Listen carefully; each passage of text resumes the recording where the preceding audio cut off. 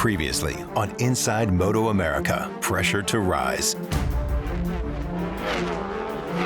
There were so many people this weekend, I think around 60,000 people. That's just crazy. When I drove into the track on Thursday, I got this little feeling in my stomach. I was like, I'm back. Peterson, is he going to make a bid for the lead? Are you kidding me? Side by side they go. My grandfather had a Harley-Davidson dealership that he passed through the family, and we grew up there. That was everything to us, so it's almost the brand that made me who I am. We got both Wyman brothers now. Oh, that is Barbara. I've broken that one. The doctor is, okay, it's broken, but not very big broken. Quite a tough weekend for us, for sure. You know, it was, I just felt like we're missing. Well, I was telling the team, mess around, I was like, you guys got 4 strikes now. Every strike at the end of the year is dinner, and right now you got 4, I got 0. We had a little incident where we tipped over. You know, those things happen. I mean, we're leaving here and we're gonna roll over and rip off a few laps at Brainerd, see what that's all about. And I think we can move on to the ridge feeling better. Never underestimate the power of a good night's sleep.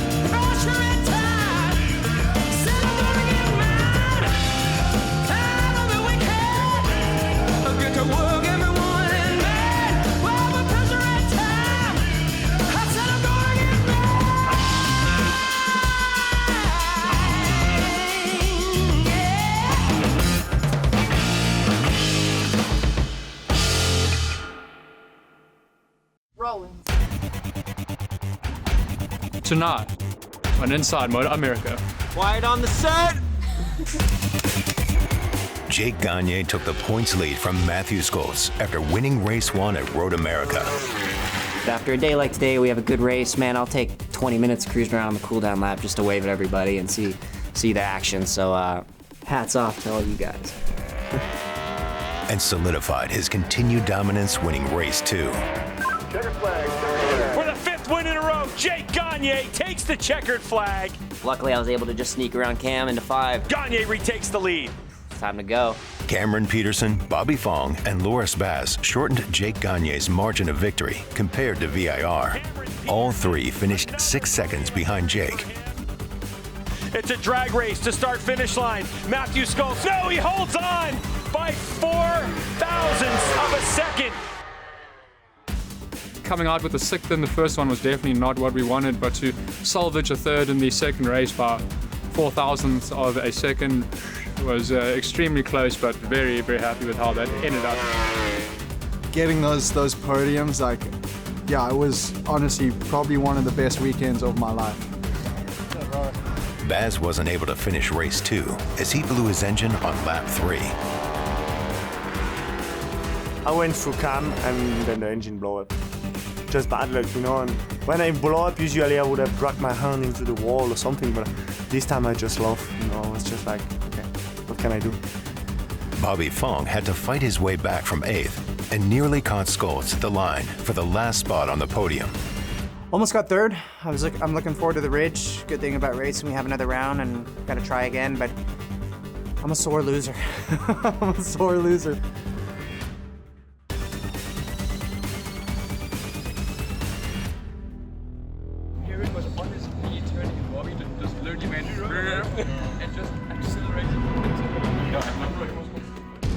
After Road America, a few teams made their way to Brainerd International Raceway in Minnesota for a test day. I always liked the idea of going to a new track that nobody's ever been to. Kind of levels the playing field and kind of separates some of the guys from the other guys just on how they adapt to new tracks. It was kind of funky, but everybody was riding the same track. We'll take a look when we come back.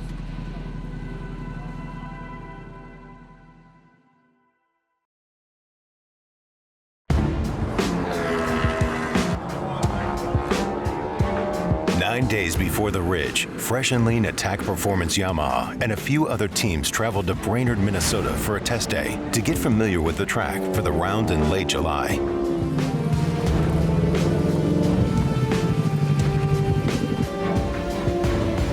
It was also a chance to get Josh Herron closer to a setup he feels comfortable with.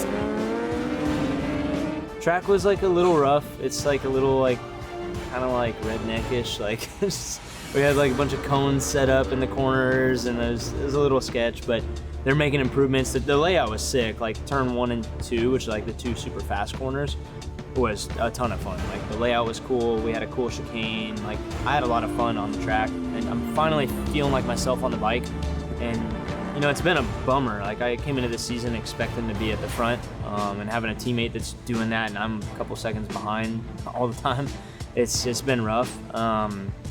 But I think I've just been trying to stay as positive as I can and just keep building momentum and get a little better. And hopefully we can be towards the front, you know, starting now, I hope. I think that Josh is feeling the second rider syndrome slightly, and that's understandable. And Josh is also in a place where he doesn't quite understand how Jake is able to do what he's doing. And the funny thing is there's a lot of people that used to say that about Josh. How does he get away with what he gets away with? And yeah, Josh is going to come back. You know, when I say this, I don't say it in a negative way. I like Jake, and he's a great rider. He's riding on a wave right now. But I just look back at the past and know that I'm just as good of a rider as him. So if I can just keep that in my head, that's the biggest thing, I think. While Josh has struggled to find a setup to run at the front with his teammate Jake Gagne, Jake has been riding with the kind of confidence that comes with complete trust in his crew and bike. Yeah, very similar. But it was good. It was good to just kind of feel out the track, we didn't do a whole lot of crazy stuff. You know, you get the gearing dialed in, and I had a pretty nice get off on the first day, so I actually didn't even ride. I flew out early, changed my flight, and I've done everything I can to heal up, and it hasn't given me too many issues. Unfortunately, Jake had a crash on the first day, and he hurt his hand, and we thought for a minute there that it was broken. So we started kind of recalibrating how it was more like survival mode. The whole team just continued to grow together, and sometimes I think I got the easy job. I get to do the fun stuff, so.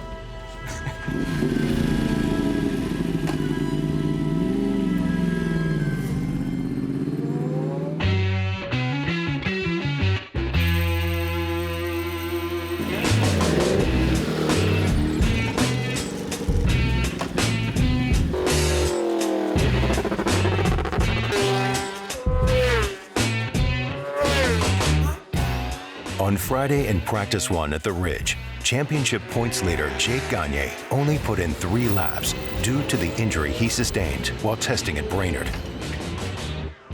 You'll notice that we don't do a lot of ins and outs during practice sessions because there's no need. The thing is you win the race in the last 5 laps or even the last lap, not in the first 10. But he still managed to set a 4th track record this season. He's exciting to watch ride, and sometimes it gets a little bit, overwhelming, but at the same time you're like, wow, this kid can actually go. He's really cool to watch. Matthew Scholz was off to a better start to the weekend than how he started at Road America. With the surface change here, it's kind of thrown all of our settings out. It's kind of completely different to how it was last year. It's definitely going to be one of the hottest races that we've been at, but it's the same for everyone out there, so just got to keep our head down and keep fighting. He was 3rd fastest behind Loris Baz. Baz is looking more comfortable on his bike than he has all season and has his sights on chasing down Gagne. He's on 5 wins in a row with pretty decent gap, so I just want to make his life harder and trying to have a nice battle with him.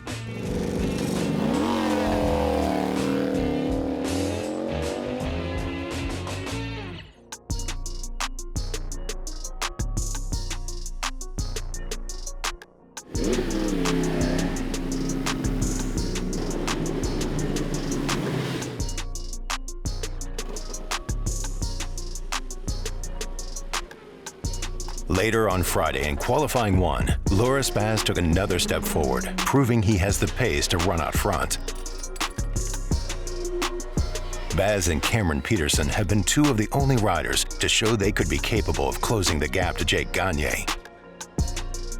I pulled up next to Jake for maybe 2 seconds and then he just was right back in front. And I was just like, man, there's no stopping this guy at the moment. So I like to think I'm the guy. Baz finished Q1 with the fastest lap time and provisional pole. I'm sure that my first win will come soon, and that the target is just to try to make his life harder and push him in more his limit. Cam Peterson didn't stack up where he hoped, with the 5th fastest time, despite being just 0.8 of a second behind Baz. It's going to be a hot weekend. I did a lot of laps today, so making sure I'm fresh for Sunday is going to be a tough one. The team made some big changes to the rear suspension during the session. 90% of what we are doing is already planned between the crew chief, the data guy, and Cameron Peterson, and we did not get any issue. So, yeah, that was good when we can follow the plan. We obviously train to ride in these hot conditions, but we know we should be eating healthy, hydrating, drinking the right supplements and fuel to keep us going. The only other rider to get down to the minute 40s in Q1 was Westby Racing's Matthew Skoltz. He put in the 3rd fastest time behind Gagne and just ahead of Josh Herrin. We had to make pretty significant changes, which was a little bit strange because, some of the other guys seemed to kind of get on the track and they were really, really quick, and they only went maybe half a second to 1 second quicker, whereas we started a little bit further back and had to change the bike upside down. But at the end of the day, it kind of got to, there. Same as where, Jake is, and I think Baz ended up 2nd and we were 3rd. So, I mean, overall, just, happy. Jake is still 7/8 ahead of me, but that gap is closing. He's like, the roof for him is here. Like, he's already maxed out. He's going as fast as he can go. So for me, it's just getting to that point. Like, there's all the pressure on him and no pressure on me because I just know that I can get better and better. Where him, it's like once we get there, it's going to be very hard for him to then make that next step. It's just been a long battle. I just got to keep my head up, but it'll come. This weekend is a really kind of extreme case of trying to understand what are we going to be faced with after 15 laps when the tires are running around on 60-degree pavement. Coming up, race 1 from the Ridge in Shelton, Washington.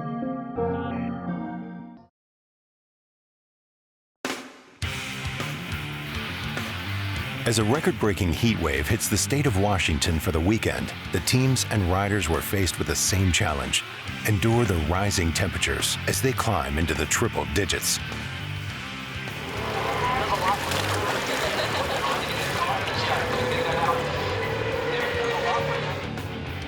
As bikes hit the track for qualifying 2, Josh Herrin has a problem with his dash and has to bring the bike back into pit lane. Drama already in HONOS Superbike qualifying. Josh Herrin, the fresh and lean Yamaha. I think what he's doing, he's trying to reset the dash. Loris Baz puts in a faster lap than Q1 and for most of the session holds on to what could be his first pole position. For the first time since I ride this bike, I'm enjoying it a lot. I always felt the potential and I always loved it, but I just knew that the setup was not mine yet and the bike was not mine, so it's good to have something I can trust and push hard on, so I'm really, really happy so far. With just under 3 minutes left in the session, Hector Barbera is 4th fastest, and Herrin, with his dash fixed, was 2nd. Started working with Josh Hayes at the Brainerd test last week, and I think that's been huge, man. I think for so long I didn't want to work with him just because we were like rivals when I was a kid, and I was always a little jealous because he was beating me all the time, but that guy is just so nice and willing to help, and it's definitely paid off for me this weekend. Cam Peterson's fast lap puts him on the front row, bumping Herrin back to 3rd. Jake Gagne puts on a Q tire and takes pole away from Baz on his last attempt in the session. pushing Herrin back one more grid spot to 4th. Rounding out the second row on the grid for race 1 is Matthew Skoltz in 5th and Bobby Fong in 6th.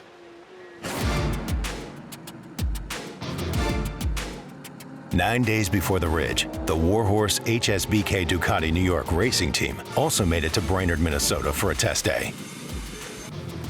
They learned a few things to help them get closer to keeping up with Gagne. I think the test there at Brainerd was really useful, even if it was a track day. First of all, to learn the track, which is always good when you don't have to learn in FP1. And then mainly to continue on the pace setup we found in Road America to make it better, you know, just so I can understand what I'm riding and making this setup better and better. And I think that's the main thing, like since race 1 in Road America, every change we make are always in the same direction, and that's always getting smaller, you know. So every time I go out, I know what to expect from the bike, and I'm able to push more. So it was good we made a lot of laps there, and it was nice. We're pretty well focused on Jake at this point because he's kind of the class of the field as we currently stand. So we're spending a lot of time comparing ourselves to him. And we definitely learned some stuff at Brainerd, both on the chassis side and on the electronics side, that seemed to have helped with the motorcycle, and it seems to make us a little bit more consistent. It seems our weakest point at this point is probably early in the race when the bike has a full load of fuel and brand new tires, so we're kind of working on trying to make the bike work a little bit better for that section of the race, and we definitely made some improvements on it.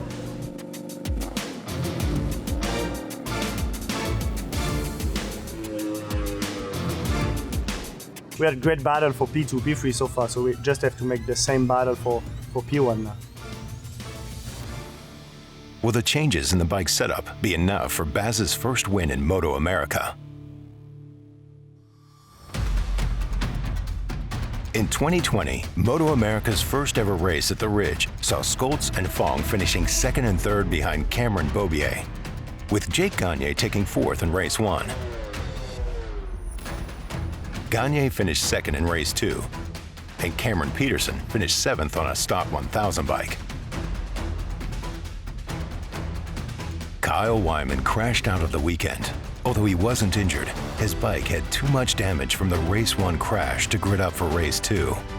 This week, he's rehabbing his injured elbow from Road America at home. This is the first AMA MotoAmerica Superbike race weekend he hasn't attended in person in 10 years.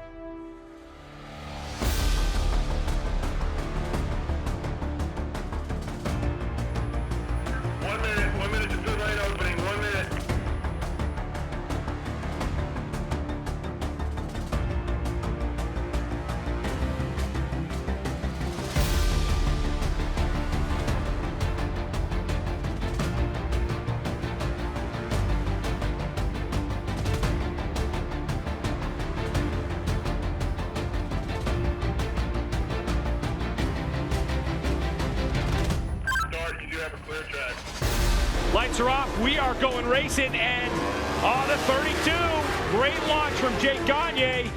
Into turn number 1 they go, the chicane, and it looks like Cam Peterson launched himself into 2nd spot. Somebody's got their arm up over on the left. That's Hector Barbera. So he did a good job. Oh, Baz gets a little bit out of shape, but keeps it on track. That's going to run. It looked like, I can't tell who that is in 4th. Is it Josh Herrin in 4th? Ran him a little bit wide, but Baz just got a little bit out of shape there, Greg, as they came out of that turn 2 area. Baz's bike looks like it's moving around a lot early. Josh Herrin makes a move early in lap 1, looking like he may have the pace to battle with his teammate, Jake Gagne. Baz comes under fire. It's Josh Herrin, the number 2 on that Fresh and Lean Attack Performance. Yamaha will take the spot. Tremendous move and a lot of commitment from Josh Herrin there to go around the outside in 6 and set himself up going down a hill that G's out the bikes. And you can see here, he moves himself at the 3rd. Now he's going to go to 2nd. He's going to slide right up underneath Cam Peterson, who opens that door. But then in turn 12, Herrin gets passed by 3 riders and drops to 5th. Baz now attacking everybody. He's trying. Herrin Peterson in the front, but picks it back up and keeps it going. Herrin probably saved that on his knee there. It is getting messy for the battle for 2nd. All the while, Jake Gagne loving this. Baz shoved it up the inside of me super hard, but to be fair, I passed him a little like weird in the beginning of the race, but not as close as his pass. And made me tuck the front big time in 13, ran wide, lost another 2 positions. Luckily, Shelton, those guys didn't get by me, but I kind of like saw red, man. I felt like a bull and just charged after that. Like what Cam Peterson's doing in second place, the number 45 M4X Star Suzuki trying to break free of these riders. There's the number 11. Earlier, our championship points leader in the season, Matthew Shelton, that Westby Racing Yamaha R1. Herrin does it again. Oh, just rides around the outside of Baz. Baz has no grip, so he rides around the outside of him. Herrin gets him right back in the spot he got him before. Now he's going to have to put his head down to close that gap to Cam Peterson, but Gagne is gone. As Gagne starts to pull away, the battle behind him rages on. Once again, just working with my crew, coming up with plans for the race, it's paying off, and it seems like every time we get out on the race, the team have given me a motorcycle that's capable of winning. So yeah, it's just, I got to sort those first 2 laps out. I put myself in a good position to try chase Jake down that first lap, but yeah, I don't know what it is, he just gets to pace so fast. But Jason, in terms of the number 2, Josh Herrin on that fresh and lean attack performance Yamaha, this is the race we've been waiting to see from Herrin. A confidence booster, something that's going to prove to Josh Herrin where he is, where we know he can be. We changed motorcycles for Josh. He was like, I can't really feel it. He was like, I can't really feel this motorcycle. How about we just change motorcycles? And you can't really switch very easily during the weekend. So Josh said, how about if I just start the weekend with the other bike, see if I can just do a reset. And we did that in morning practice. He felt a little better. I don't think there was that much of a difference between the motorcycles, but at least he had a chance to do a little bit of a mental reset. With restored confidence, Herrin passes Peterson in lap 3 and sets his sight on tracking down his teammate. Oh, look at the black mark that Cam Peterson left on the gas, trying to get back by Herrin. On the 4th lap, Herrin was 3 seconds behind Gagne. So it's Gagne, Herrin, the fresh and lean attack performance Yamaha teammates leading Cam Peterson on the M4X Star Suzuki. There was a few sections on the track out of some of the tighter turns where I think we were just kind of handicapping the power electronically a little bit too much, and he was able to get the drive out of the turns where, you know, I was at 100% throttle, but the electronics were just kind of holding me back a little bit. 41 flat for Herrin, so that's the fastest lap of the race so far, and the gap is now down to 2.8 to his teammate Jake Gagne. Yeah, and that's going to give him a lot of confidence, not seeing Gagne just disappear off out into the distance. And you got to think, had he not had that little bit of a first lap he had, that distance might be half of what it is, and he could be pacing his teammate a little bit more. As the race wore on, Herrin was able to pull away from Peterson, but couldn't find enough time to close the gap to Gagne as he captured his 6th straight win. Onto the front straightaway he goes. Another master class by Jake Gagne, and victory here in HONOS Superbike, race number 1, and a 2nd place best finish of the season for the number 2 Herrin, and another podium for Cameron Peterson. Don't you think it would be a little more fun to get a bad start? No, not at all. No, I like, you know, and it's good for me, man. I struggled with starts all last year. You know, we work at it, and you know, I only know so much, man. So I take every advice I can, and these guys have been working with me. The team's been working with me, and we've been making those steady little improvements in the areas we need to. I'm always trying, but like mentally, there's like that one time where your head like tells you like you can't do it. And I've been letting that defeat me this year, I think. And I haven't won a race in probably 2 years, so it's coming. I see it. Like they were 3 seconds away, so it's there. And everybody that's stuck behind me, you know, I'll always remember that.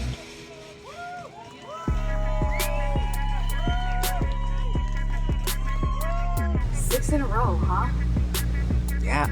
I don't want to keep track. I don't want to keep track. One race at a time. It looks like I got a dad bod, but you should have seen me like 6 months ago. I was pretty chubby, so this is good for me now. I'm in shape. I just need to lose a little bit of this good living down here. After the break, we'll see how Westby Racing is trying to regain control of the championship chase.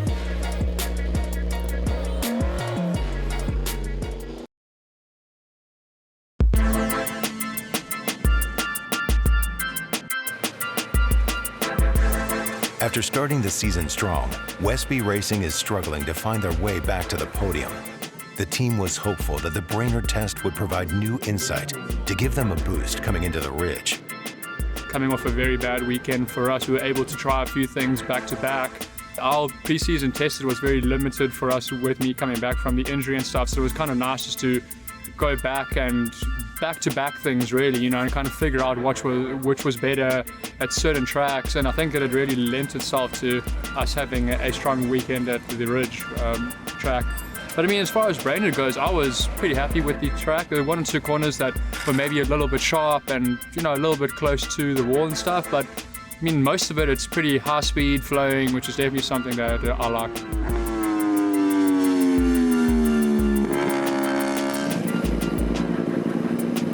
We went straight from Road America to the Brainerd test, where we'll be able to make some improvements, but we wanted to change our engine spec. Take the result from Road America, take the data, change the engine spec. So we rolled into the Ridge with 2 engine specs.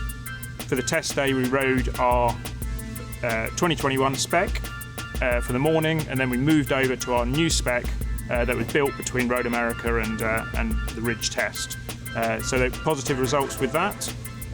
Unfortunately, the progress that we made at Brainerd, this very different track, we were kind of back to square one. Those 2 days, we kind of took it as needing to work on ourselves and our bike, but you always keeping a pretty close eye on what the other guys are doing, It was also pretty nice that we had a system there where we could kind of look at everyone's lap time, so just kind of see the consistency needed, and it was just overall a very good learning time out there. But yeah, I mean, you're always kind of looking at what your team, what the other guys are kind of doing, as well as working on yourself. When we put the new spec engine in, we gained in the trap speed. So for the type of tracks we're going to be going to from here on out, we're confident that our mid-range engine is what we want. The momentum for us is going back towards the front rather than the Road America sliding the other way.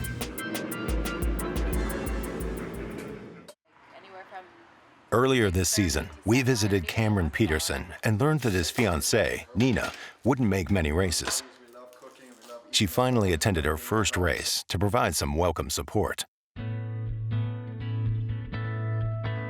Having Nina here is so special. I really wanted her at the last race at Road America because we got engaged there, and it's a very special place for us. So it sucks that she wasn't there for my first podium, but to back it up with another podium and have her here and have her cheering for me when I was on the podium was so special. Never in my life would I thought that I would go through a journey like this with someone, but like I can honestly say it's only built his character and built the man that he is today, and that's why I think it's so sweet for us to like celebrate these moments, is because we know where he's been and like where we've been. I struggle when he's gone just because like I'm so interested in like what's going on, how he's feeling, what's going on with the team, like how he's feeling, what he's going through, and like I want to be there for him, but he's obviously at work, so can't always talk to him when I want to, but at least the ones that I can make it to, it just makes it that much better, Yeah, having her here, gives me that a little bit more sense of confidence and comfort and keeps me nice and calm, so special. Unlimited back rubs, nothing better. Back rubs whenever I want it.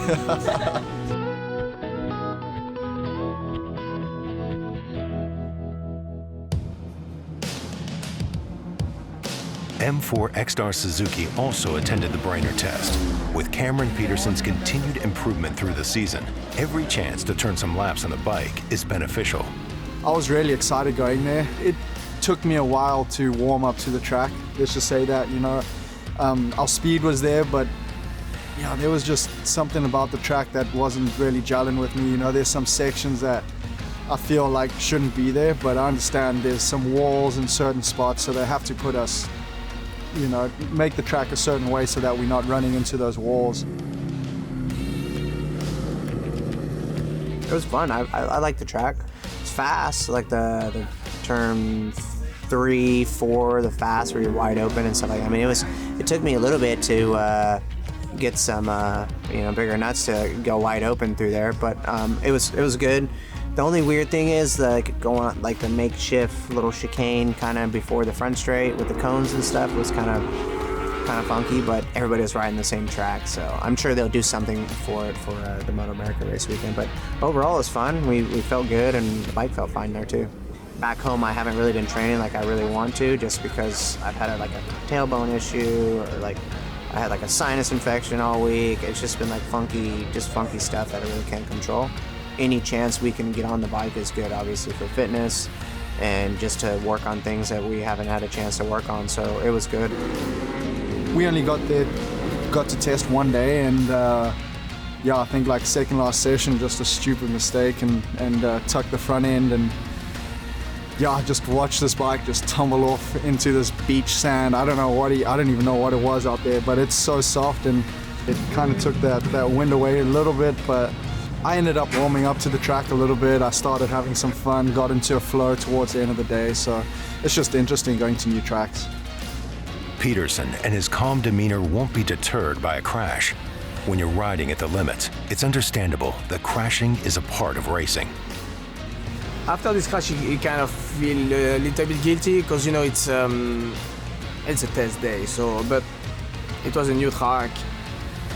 That happened. Honestly, he just pushed. He was really, really good. I think he was one of the 2 or 3 first fast rider. So that happened. It's better to crash at the test than during the race. So that's what I think I will stop on that. That was good. I cannot say that much about that crash. He was a nasty one.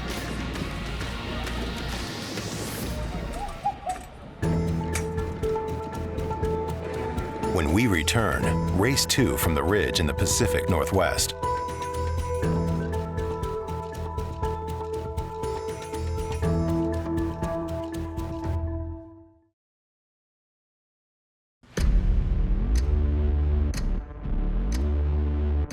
An even hotter Sunday seems to put more pressure on the riders than usual. It's tough to cool off as the temperatures continue to rise, with no cloud cover for any chance of relief.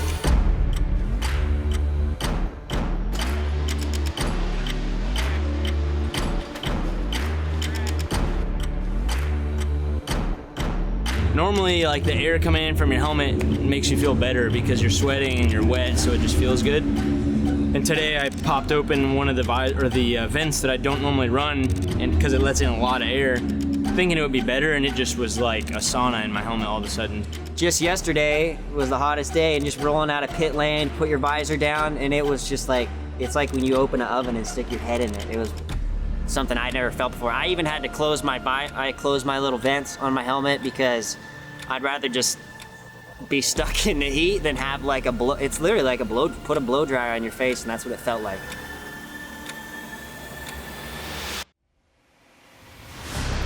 Crew volunteers, need you on your rows. Row markers on the wall, please. Crew volunteers to your rows.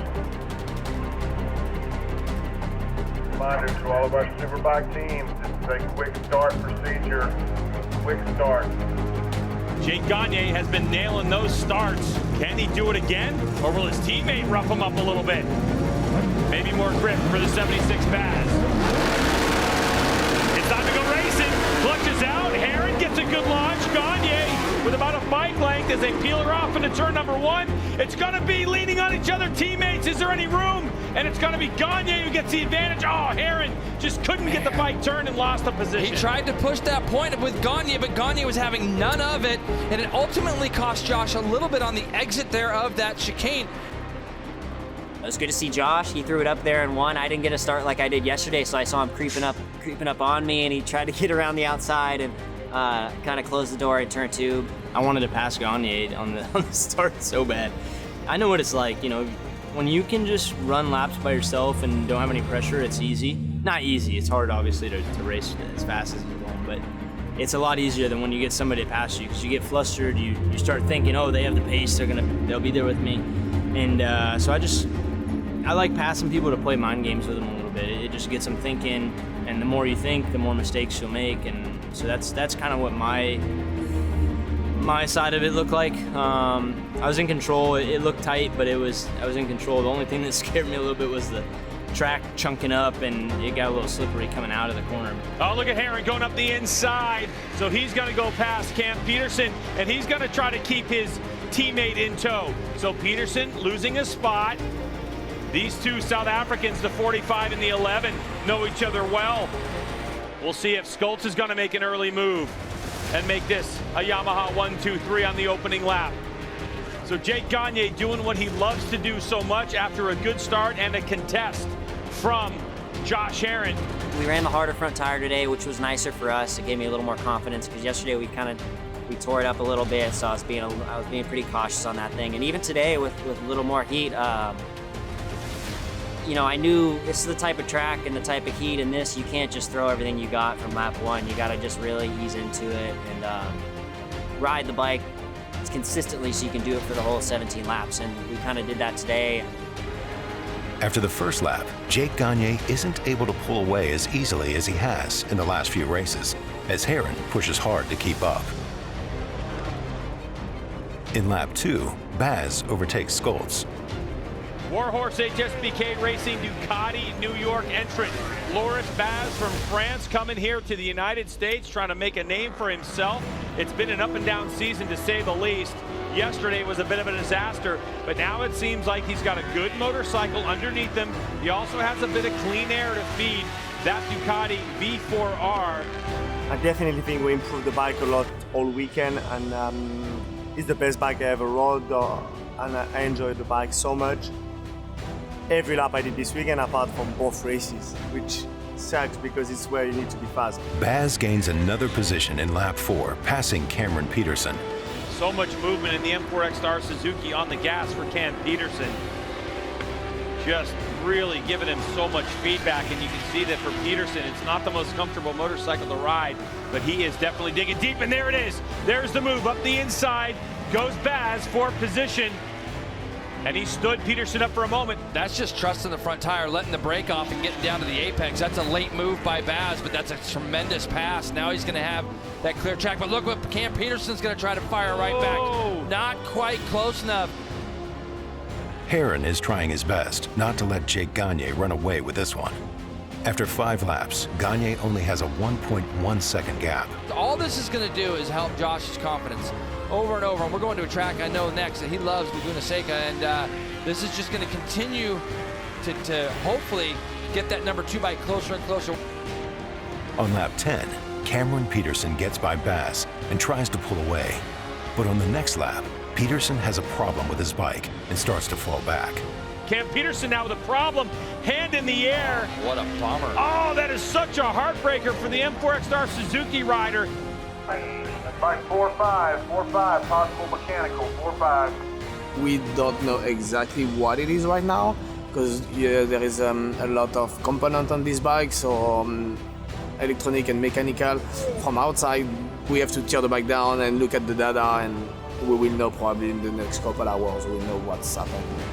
That's the first lap there. We've seen a big difference in lap times between those two. It's gone to 4.6 as Gagne was able to do a 41.6 again to a 42.4 for Herron. So that's really the first time we've seen Herron kind of drop himself back into the 42s.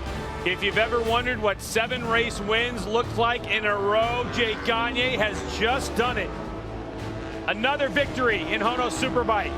And Josh Herron will come across the line and take his second place finish of the year. And Loris Baz will take 3rd. Always good to grab a podium, even if it's not what I wanted, but yeah, it was so tough on the bike, so with that heat, and the bike was really hard to ride because I could not lean at all and was always losing the rear. I had massive arm pump at mid-race. And I've made another jump, and like I mentioned before, I feel like Gagne is riding so good right now, but there's no more that he can do. It's great for the team, man, to go 1-2 both races here, and I'm stoked for Yamaha, for Fresh and Lean, for keeping us all fueled up in attack. Everybody's working so hard. Bobby Fong is still navigating setup and finished 7th, while teammate Cameron Peterson battled bike troubles to hang on to 6th. And Hector Barbera, with his best finish so far this season, comes in 5th. The wind coming from my helmet was burning my skin yesterday and today on the race, so it's just crazy, but we managed to race. That's why we trained so hard all winter, and if we have to race in every condition. So it was, it's not funny, we don't like it, but it's part of the show. When we return, the next stop on our calendar is the iconic Laguna Seca.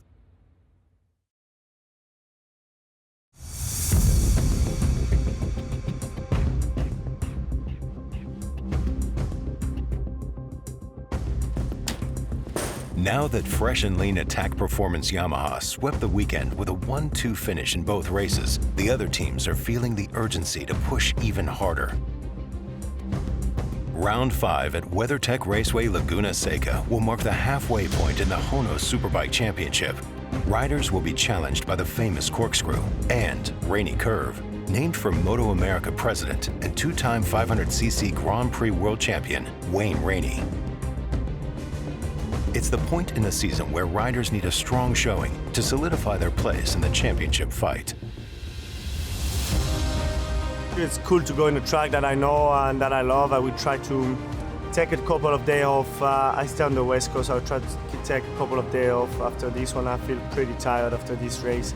I've been training really hard for a long time now and racing, and it's maybe, I don't know, I have to check my training page, but I think it's like 33 days in a row that I'm working out, so need to take a couple of days off and just to recharge a battery for Laguna. It's just an amazing place. It will be cool to see fans there. I love the vibe that you get in that track.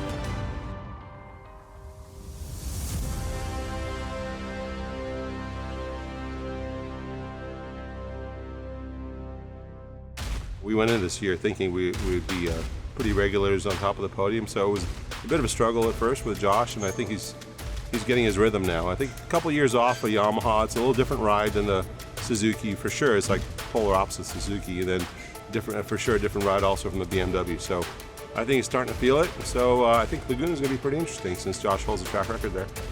I'm excited. I mean, I got a lot of family that'll be out there, a lot of friends. Like I mentioned, I got the lap record there, so it's cool. I still have 2 lap records, one at Coda, which we're not going there, so it'll stay another year. And the one at Laguna was the only one that Cam didn't break last year, so I gave Richard a lot of just like, you didn't beat my lap record from 18 though, did you? And so this year I'm hoping that I can up it a little bit more. You know, finishing 6th place is not what any of us want. We know the team and the bike are capable of being on the podium every weekend. We know the rider for sure is capable of being on the podium every weekend. You know, the last thing that Matthew needs to do is try harder, because he's always going to try hard, you know. So, yeah, I think from my point of view as the crew chief, I feel like, you know, I owe him one. And, you know, next time hopefully the bike will be better and he'll be back where he's capable of being, you know. Jake Gagne does the double again at the Ridge and heads to Laguna Seca with little pressure and a 7-race win streak. His teammate, Josh Herrin, shows promise as he finds his footing with 2 second-place finishes, his best weekend so far this season. With only 2 different winners in the class all year, will Josh Herrin be able to run down his teammate for the win? Or will someone else be able to challenge these Yamaha riders? Did you guys get that? Tonight, live, Channel 7. I can start a news reporting session.